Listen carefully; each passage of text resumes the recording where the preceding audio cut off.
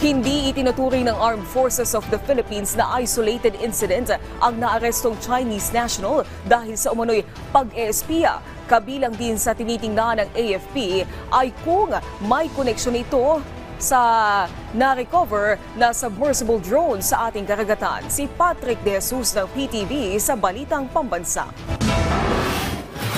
Sa record na nakuha ng Bureau of Immigration, labas-pasok sa Pilipinas mula 2015 ang naarestong Chinese national dahil sa umano'y pang-espiya. May asawang Pinay daw ang naturang dayuhan. Ibinahagi na ng BI ang mga nakuha nilang detalye sa National Bureau of Investigation at Justice Department. Ayon kay BI Commissioner Joel Anthony Viado, walang ipatutupad na deportation sa inarestong suspect hanggat hindi na ihahatol ang mga kaukulang parusa. Tutulong din sila sa pagtukoy sa mga posibleng kasabwat na nandito sa Pilipinas. Hindi itinuturing na isolated case ng Armed Forces of the Philippines ang pagkakahuli sa umano'y Chinese spy at kanilang iimbestigahan ang posibleng koneksyon nito sa iba pang insidente na may kaugnayan sa pambansang seguridad. It is part of a larger strategy na nag-challenge po tayo, nag-challenge po ang ating sovereignty and security.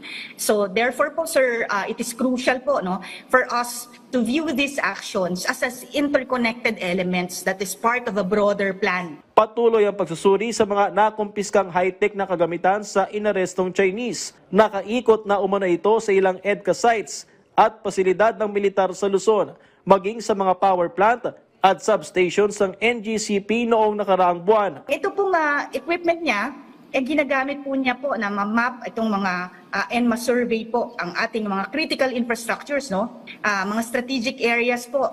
Kasama na po rito ang ating police and military camps and installations, yung mga ports po natin, ating mga pantalan.